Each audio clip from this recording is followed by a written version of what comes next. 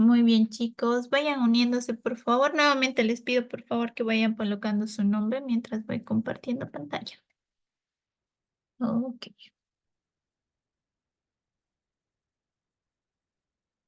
¿Dónde está mi pantalla? Doc, Sí, te escucho. eso de la neurohipófisis, que se... Ay, no, la hipófisis también se le puede decir como pituitaria, ¿no? Sí, glándula pituitaria. Exactamente. Por eso se llaman pituicitos sus... Entonces sería como células. que pituitaria, pineal o glándula maestra, ¿no? No, porque la Mm. pineal es la epífisis, acuérdate. Esa es la epífisis, ¿no ve? Cierto, cierto, cierto, cierto. No Ya, encuentro, gracias. no encuentro mi... Ahí está. Muchas ventanas están abiertas y no encuentro. Ahí está. Ahora sí. Muy bien, habíamos quedado acá, ¿no? Sí. Entonces ahí estábamos hablando. Entonces, cuando ustedes me describan hipófisis, pues ustedes me tienen que describir las células. Y aquí sí que les va a doler la cabeza porque sí tiene hartas células, ¿no ve?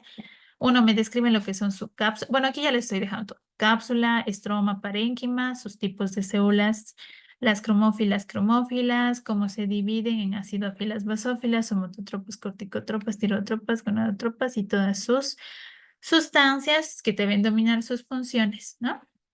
Entonces, esto como que ya está realizado, ¿ya? Ahora vamos con lo que va a ser la siguiente glándula. Ahora, ¿cómo hago esto? A ver, aquí lo voy a poner finalizar. Listo. Aquí, ya estamos. Ahora sí. Pueden ver mi pantalla, ¿verdad? Sí, chicos, ¿están ahí? Sí, sí, Doc. Sí se ve, Doc. Ya. Ok, ahora vamos a hablar de tiroides, ¿ya? Muy bien. La tiroides se caracteriza por ser una glándula presente con dos lóbulos, ¿verdad? Histológicamente la tiroides ustedes ya la conocen, ¿no? ¿A qué me refiero? Ustedes con su docente de histología 1 la han reconocido ya por la presencia de los folículos tiroideos, lo que estoy dibujando ahorita, ¿ves? ¿Se acuerdan que teníamos folículos tiroideos ahí? Así teníamos folículos tiroideos. Y cuando tenían núcleos redonditos, ¿qué tipo de epitelio era? A ver, ¿qué tipo de epitelio era cuando teníamos núcleos redonditos? Cúbico. Un epitelio cúbico simple. ¿Ver? Eso era un epitelio cúbico simple. Ay, perdón, yo es que no puedo, no me acostumbro todavía a hacer con esto. A ver, con este. Ok, ahí está. Es más fácil en la pizarra. Entonces, ahí tenemos nuestro epitelio cúbico simple. Muy bien. Entonces, a ver, vamos a empezar a describir. Entonces, cada redondito que están viendo ustedes, eso es un folículo tiroideo. Folículo tiroideo. Un folículo tiroideo. Tiroideo. Tiroideo. ¿Ya? ¿Por qué es importante el folículo tiroideo? Porque el folículo tiroideo es la unidad estructural y funcional de la tiroides, ¿ya? Entonces, ¿qué significa? Que es su estructura y su función. Como bien sabemos, la función importante de la tiroides es la síntesis de dos hormonas, la T3 y la T4 que van a estar almacenados en el líquido folicular. Entonces, ¿qué es esto? Esto es líquido folicular. ¿Y qué es el líquido folicular? Es el también denominado coloide. Coloide. ¿Ya? El coloide es importante porque ahí se almacena la T3 y la T4, que van a ser producidas por cada una de estas células que conforman el epitelio cúbico simple. Entonces, el epitelio cúbico simple está conformado por células foliculares. Características de las células foliculares. Lo que vemos son células de núcleo redondo, son células cúbicas, son células cuadradas en su superficie anterior y que se caracterizan por tener microvellosidades en su porción cercana a lo que va a ser el líquido folicular, donde lo almacenan estas dos hormonas y que van a tener justo acción con la tiroides. globulina, ¿ya? Que va a ser una proteína que va a permitir enlazar lo que van a hacer las diferentes moléculas de tirosina, ¿ya? El aminoácido de tirosina. Muy bien. Ahora, ¿qué más podemos ver de esto? Toda esta porción de acá, que es el folículo tiroideo que está conformado por epitelio escamoso simple, es epitelio. Es eso, es epitelio. ¿Y qué había siempre debajo de todo epitelio, chicos? ¿Qué siempre hay debajo de todo epitelio? Ever, ¿aquí está el Ever o no está el Ever? Presente, doctora.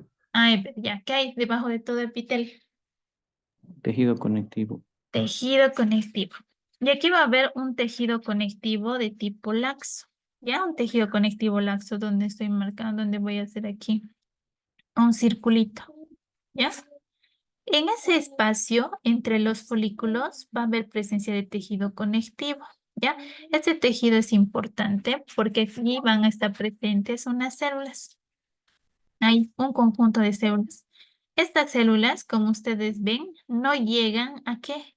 A actuar con lo que va a ser el coloide, ni forman parte del folículo tiroideo, por eso me estoy dando el lujo de dibujarles.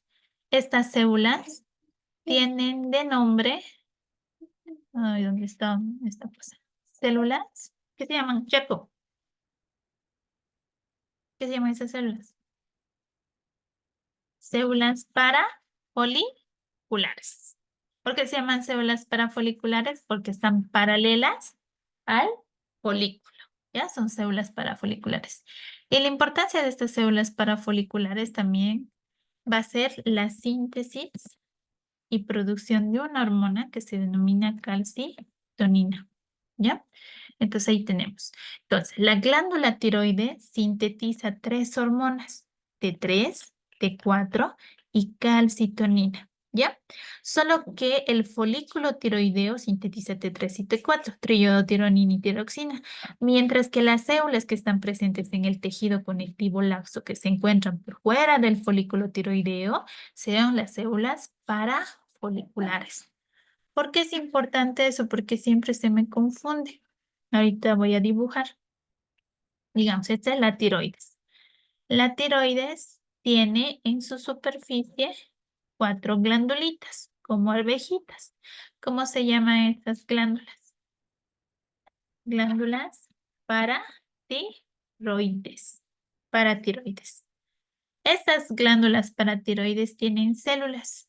Sus células son dos, las células principales y las células oxífilas. Oxífilas, ¿ya? Esas son sus dos células de la paratiroides. La paratiroides libera una hormona que se denomina PTH, ¿ya? ¿Qué libera? PTH. ¿Y qué es PTH? Hormona paratiroidea. Hormona paratiroidea, ¿ya? Esta hormona paratiroidea, junto con la calcitonina, estas dos, son importantes porque regulan el metabolismo del calcio. Regulan el metabolismo del calcio, ¿ya? ¿Por qué es importante? Esto vamos a repasar a modo de recordar Histo 1. ¿Cuál era la función de los osteoclastos? ¿Cuál era la función de los osteoclastos? Ever, Alberto. Resorción ósea. Resorción ósea. ¿Y qué significa resorción ósea? Destrucción. Sacar calcio del hueso. Destruir hueso, ¿no ve? ¿Para qué? ¿Y para qué se alcanza calcio al hueso? Sacas calcio del hueso para llevarlo a la sangre en procesos de déficit de calcio, ¿no? Si yo, por ejemplo, me embarazo ahorita, no me gusta tomar leche, ni queso, ni nada, porque me salen granitos, mi bebé va a necesitar calcio, ¿verdad?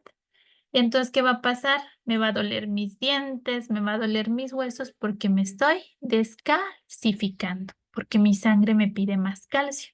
Entonces ahí van a actuar estas dos hormonas reguladoras.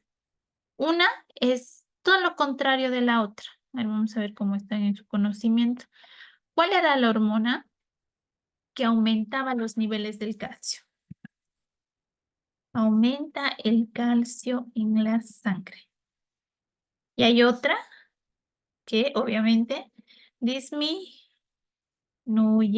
el calcio en la sangre. Sin ChatGPT. Les estoy viendo, aunque no les veo. Una es calcitonina.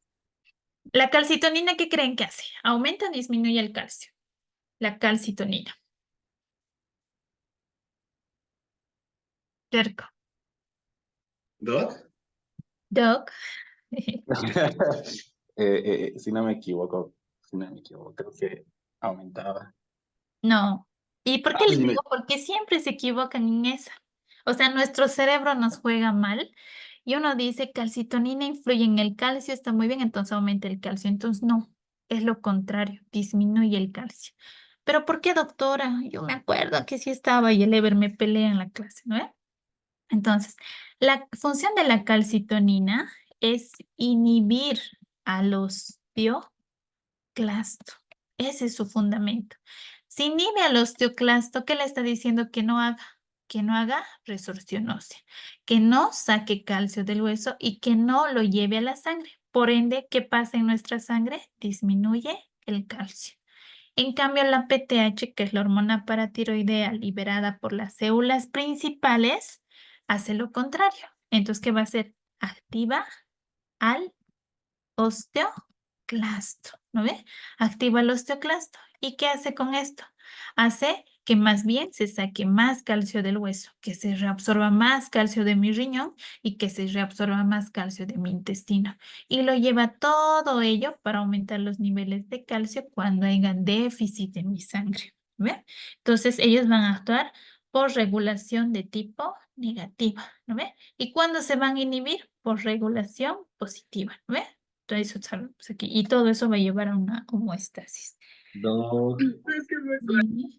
Doc, perdón. Entonces, si la calcitonina va a ser la inhibidora de los osteoclastos, va a ser como el estímulo para la PTH. Sí, van a ser contrarreguladoras, exactamente. Va a ser como que la PTH va a esperar ese estímulo de la calcitonina. No tanto de forma directa, sino va a ser el estímulo de la sangre, ¿no ve? Si, por ejemplo, en tu sangre tú tienes muchos niveles de calcio, acuérdense esto, ¿no ve? Entonces, tomen en cuenta que esta porción de acá es la sangre, ¿no ve? Cuando yo, por ejemplo, voy a aumentar el calcio en la sangre, cuando tenga déficit de calcio, ¿no ve? Cuando, por ejemplo, voy a inhibir a mi osteoclasto cuando tenga aumentado el calcio, ¿no ves? Si yo tengo aumentado el calcio, entonces tengo que decirle a mi osteoclasto que ya no saque más calcio, ya tengo calcio suficiente, ¿no ves? Y por ende, ¿qué va a pasar en mi sangre? Va a disminuir el calcio en la sangre. ¿Eh? Es por retroalimentación negativa siempre que te Negativo. controlo. Ahora, este es por retroalimentación positiva, ¿no ves? Si yo tengo déficit de calcio, no tengo calcio, tengo que sacar calcio. Uno, o ingesto calcio, pero como no quiero ingestar calcio, entonces, ¿qué hace mi cuerpo? Va a sacar calcio de mis reservas. Mis reservas son dientes y hueso. ¿Y qué célula va a actuar para sacar ese calcio de mis dientes y de mis huesos? El osteoclasto. ¿A través de qué función? De la resorción ósea. ¿Y quién va a estimular a que este osteoclasto trabaje más? El calcitriol, creo que es un yugo, la forma activa de la vitamina D. No, el calcitriol es la vitamina D3 activa que promueve que el calcio se retenga en tus huesos. Entonces no podría actuar la PTH, ¿verdad? Porque más bien está sacando calcio de tu hueso. ¿Te das cuenta, Jerko? Estás Entonces, es que creo que hay estudios donde dice que el calcitriol es que se encargaba igual de la estimulación, o sea, va a estimular la absorción ósea, digo, ya, la absorción de calcio. eso. Es diferente decir resorción ósea a reabsorción de calcio. ¿No ves? ¿Cuál sería la diferencia? Si el osteoclasta sacaría el calcio de hueso que Claro. se hace de absorción. Resorción es sacar calcio del hueso. Y ahorita lo que tú estás diciendo es reabsorción. Ah, bueno, Reabsorción hace una esponja. Agarras y absorbe. Reabsorción es, por ejemplo, los túbulos renales. ¿No ve? Reabsorben, vuelven a llevar a la sangre sodio, proteínas, calcio que necesite. Secreción es salida del producto. ¿no ve? Excreción, salida de productos que no te sirvan a tu organismo. Entonces, diferente hablar de reabsorción, de volver al hueso el calcio, y resorción de sacar el calcio de tu hueso.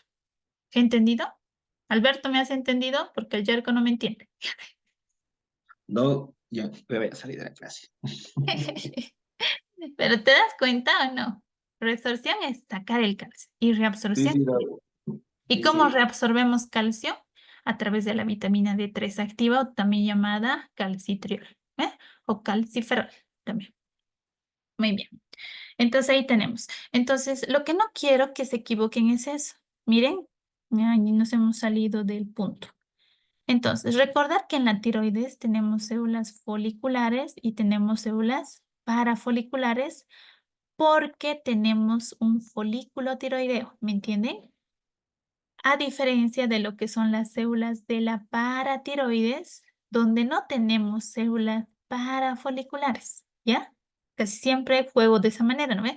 Entonces yo les digo en el examen, la glándula paratiroides se caracteriza por liberar PTH a través de sus células parafoliculares. ¿Verdadero o falso? Falso, porque la paratiroides no tiene folículos. Ahora, las células parafoliculares se caracterizan por actuar a nivel del osteoclasto a través de la PTH. ¿Verdadero o falso? Falso. ¿A través de qué hormona actúa? A través de la calcitonina. La tiroides se caracteriza por ser estimulada por la PTH para la síntesis de calcitriol, por ejemplo, ya que ahí el Yerko estaba hablando del calcitriol. ¿Verdadero o falso?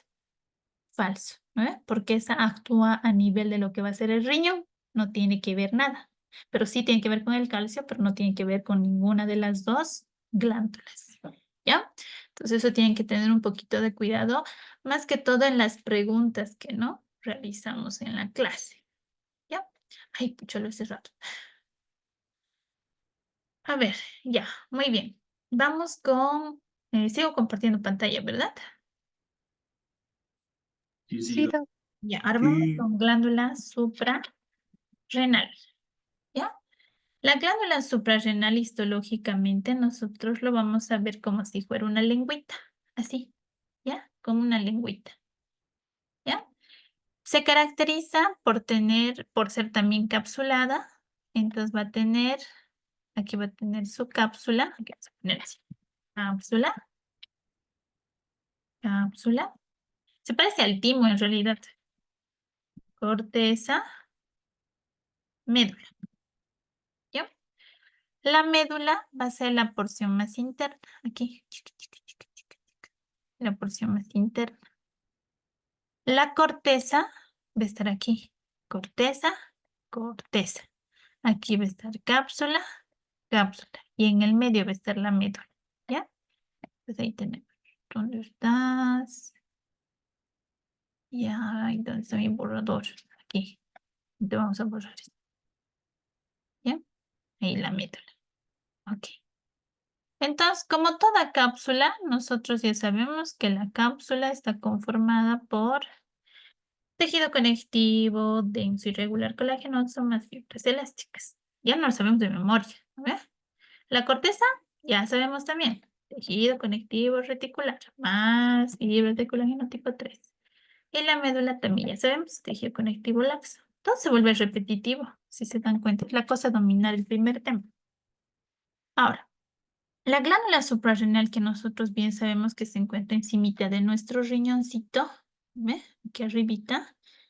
Entonces va a presentar esto en su corte transversal y va a tener en su corteza, que es la porción más importante, a comparación de la médula, lo que es una organización en 3 zonas. Entonces vamos a tener aquí 3 zonas.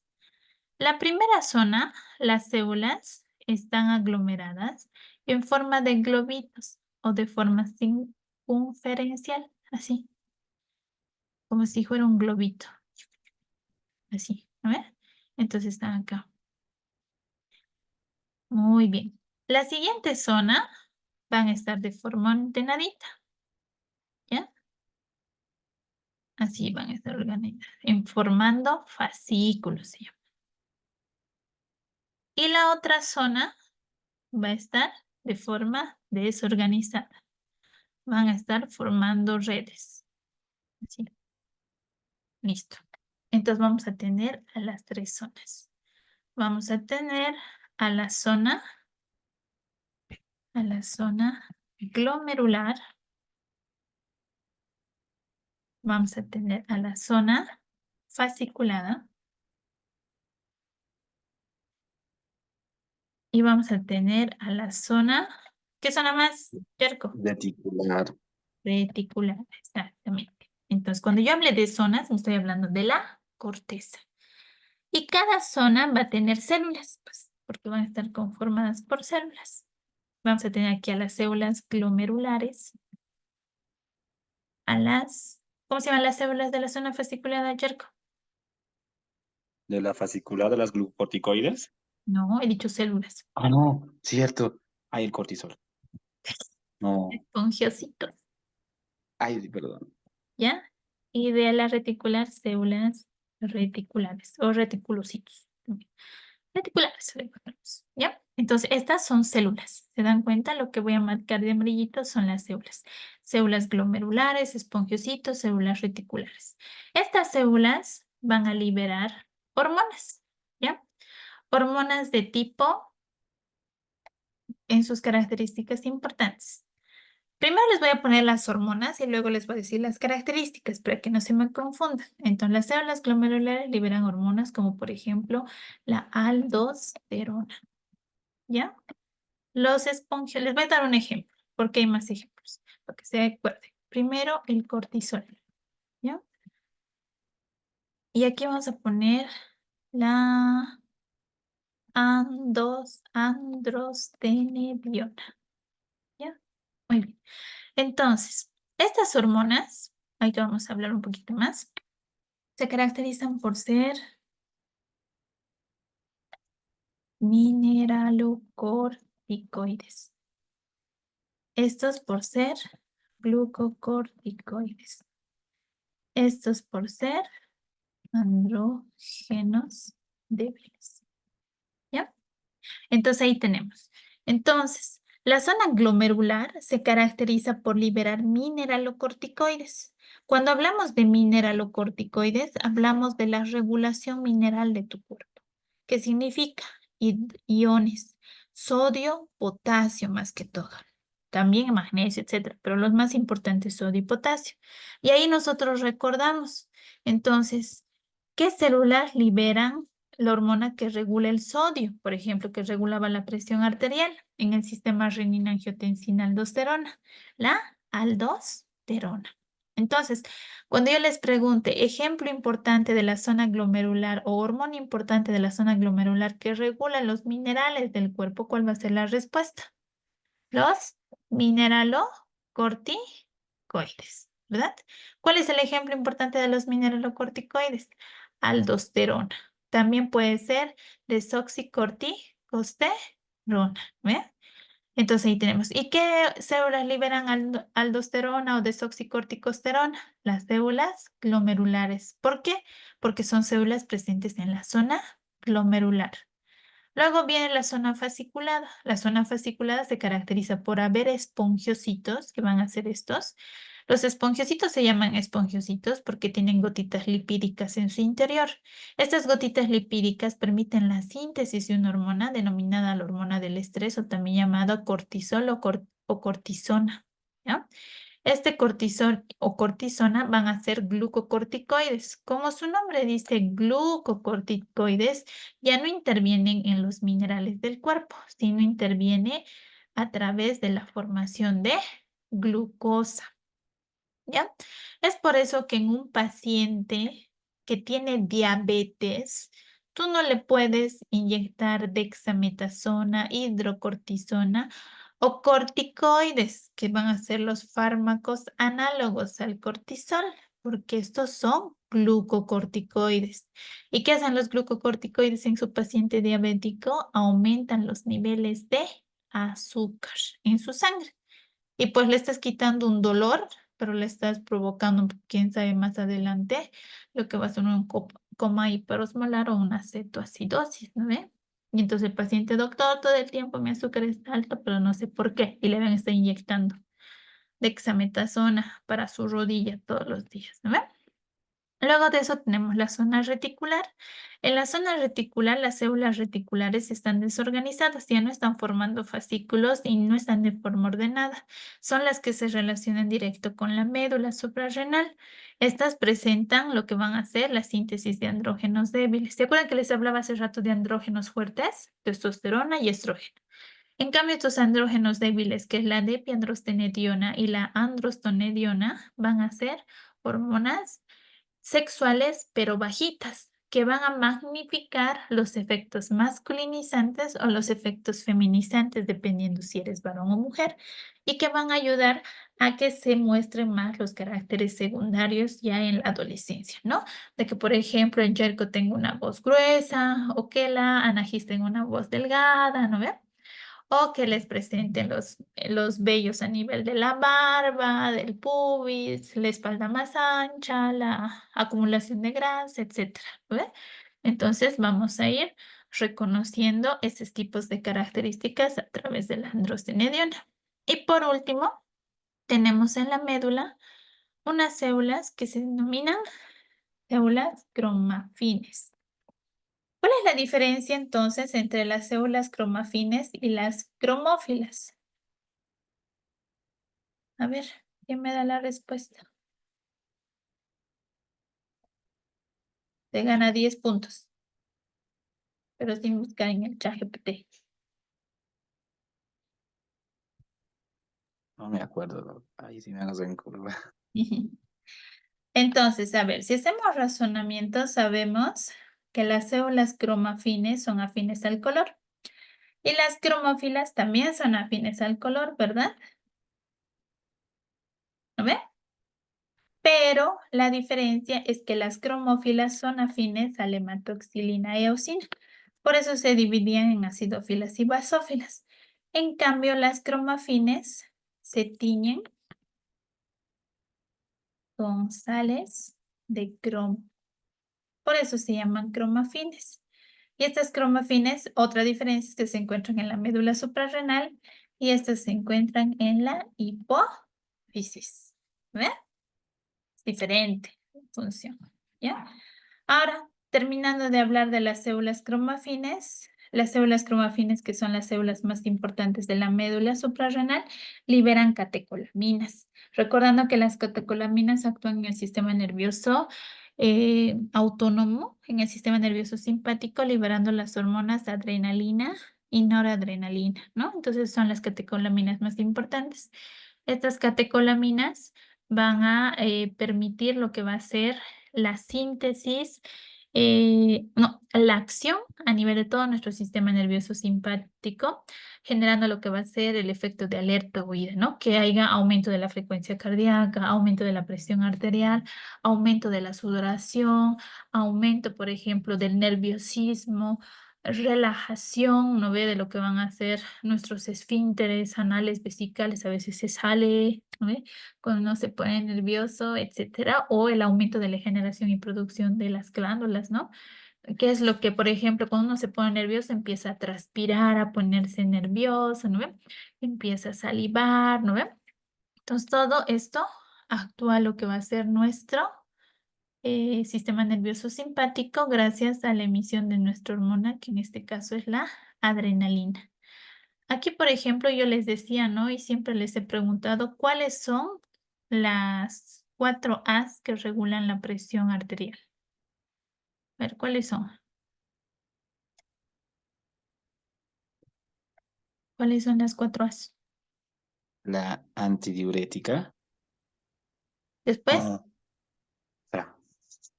La aldosterona. después, Ay. A ver, antidiurética. ¿Dónde está? El ECA, no, el ECA, nada que ver. Ay, no solo me acuerdo de esas. ya no ven. Entonces ahí tenemos, ¿no? Entonces, esa era la primera parte. Entonces, ahorita vamos a ver las láminas. Creo que todavía tenemos tiempo, ¿verdad? Antes de que nos bote nuestra pantalla. Entonces, aquí tenemos, por ejemplo, las láminas del sistema endocrino. Vamos a ver la glándula suprarrenal. Acá tenemos nuestra glándula suprarrenal En esta glándula suprarrenal nosotros podemos ver lo que van a hacer acá. Tengo todavía 10 minutos. Está bien. Ya, entonces aquí tenemos, miren, la parte de la cápsula. Toda esta porción es la cápsula. Y de aquí viene la corteza.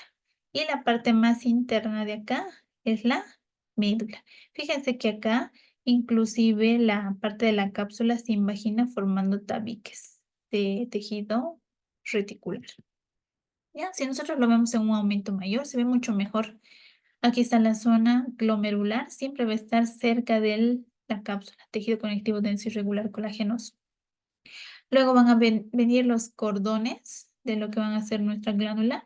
Si son detalles, es que es mejor en el microscopio. Miren, pero por acá, a ver, voy a tratar de aumentar. No, no se ve. Ya. Si ustedes se fijan,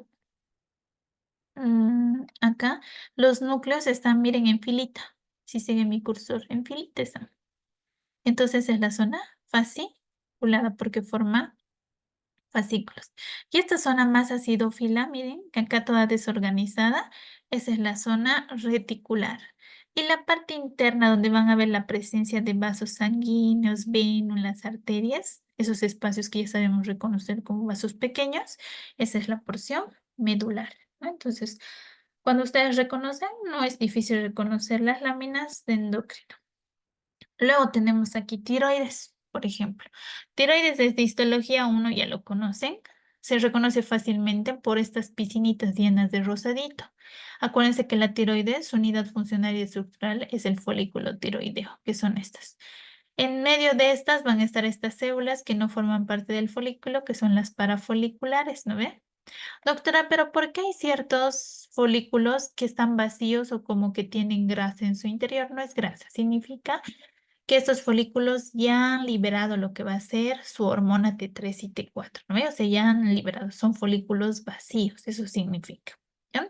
Entonces, reconocemos por las células contiguas que van a estar presentes el tejido conectivo laxo que se va a evidenciar. Aquí no hay mucho tejido conectivo laxo, pero se ve que no es ni denso ni cosa. Aquí podemos ver mucho mejor, ¿no? Epitelio cúbico simple, líquido folicular o coloide, aquí hay T3, T4 tiroglobulina. Estas ya son células parafoliculares que están en el tejido conectivo laxo, que no entran en contacto directo con el líquido folicular y que no producen T3 y T4. ¿Ves? Me gusta preguntarles eso. Las células parafoliculares se caracterizan por estar en relación directa con el folículo tiroideo o con el líquido folicular. Falso. Las células parafoliculares se caracterizan por sintetizar T3 y T4 al estar en la tiroides. Falso, ¿no ve? ¿Qué hormonas sintetizaban? Calcitonina. La glándula hipófisis es un poco feíta de reconocerlo, pero podemos ver que no tiene la estructura de una glándula tiroides por obvias razones y tampoco tiene la estructura como de lengüita que tenía de nuestra glándula suprarrenal. Es más como una pequeña porción de tejido, nada más. En esa nosotros en los diferentes aumentos vamos a poder visualizar. Los que son más exquisitos, pues van a ver, ¿no? Habíamos dicho que en la hipófisis teníamos cromófilas y cromófobas, luego acidófilas y basófilas, somatotropas, tirotropas, mamotropas, gonadotropas y todas las tropas, ¿ven? Entonces, todas estas oscuritas de aquí son basófilas, ¿ya? Y estas que ven más rosaditas aquí, miren, más rosaditas están aquí, esas son acidófilas. Entonces, esta porción, ¿qué porción es donde se ve bien la tinción? Es la porción de la adenohipófisis, ¿no ve? Y también aquí, por ejemplo, no vemos células cromófobas, porque las cromófobas no se podían teñir, eran más opacas, ¿no ve? Entonces, no hay acá. Ahora, cuando yo ya no más. Pucha, me faltan láminas, ¿ya?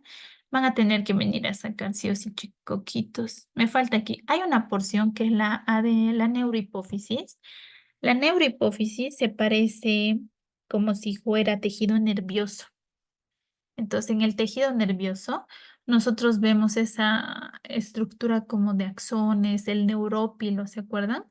Entonces, como de cerebro, no hay un núcleo bien definido, no se puede ver la forma, no se ve fibras como tal del tejido conectivo, ¿verdad? Entonces, de esa manera, nosotros podemos reconocer de que es neurohipófisis.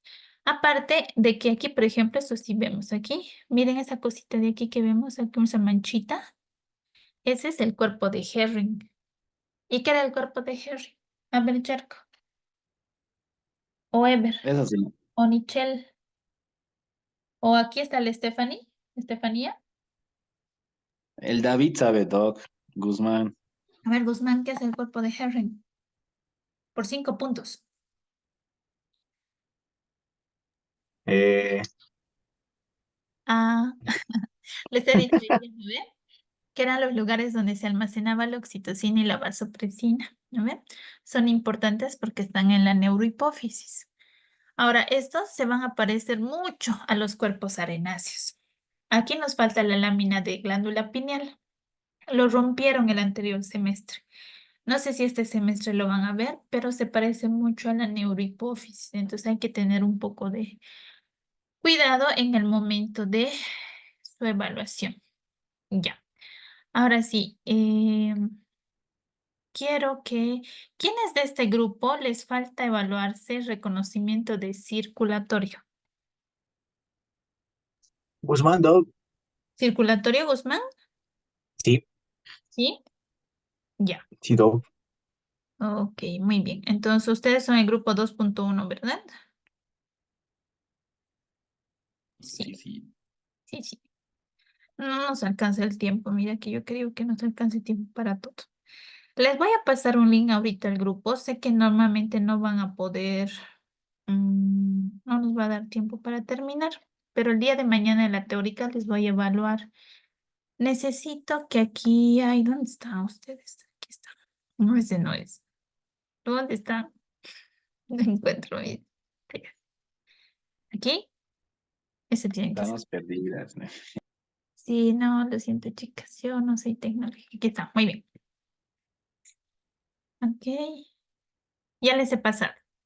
Les estoy pasando el link. A ver, ¿les ha llegado el link? Ya está. Les estoy pasando ese link.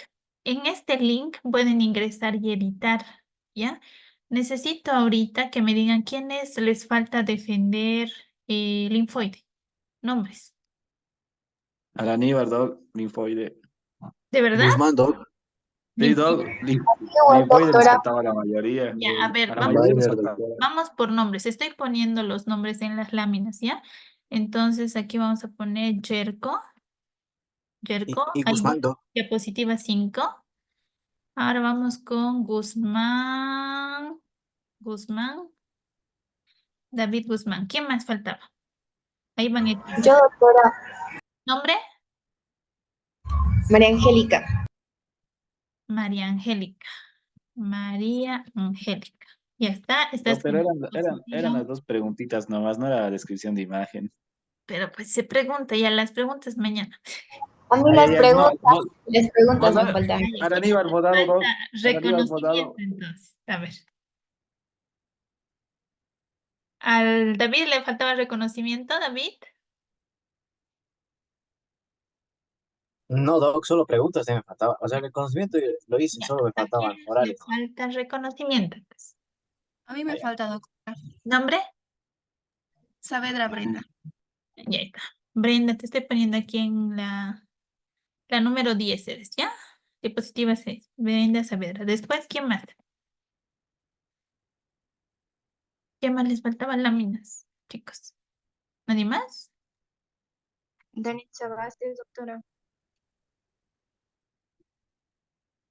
Muy bien, Danitza Vázquez. Eres la número 7. Danitza Vázquez. Después, ¿qué más?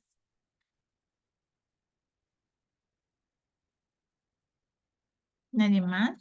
Recuerden que después de esto no voy a evaluar a nadie más. ¿Circulatorio alguien debe, chicos? ¿Nadie? Ya, el día de mañana en la teórica les voy a preguntar, miren, la defensa oral de la práctica 1 y la defensa oral de la práctica 2 y los reconocimientos. Necesito que se pongan al día con esas defensas, ¿ya? Entonces van a ir estudiando, son solo 3 preguntitas, ¿ya? Doc, Va a preguntar una, ¿no? O como esa vez va a preguntar que, o sea, nos preguntaba a todos y el que respondía a la pregunta tenía una pregunta.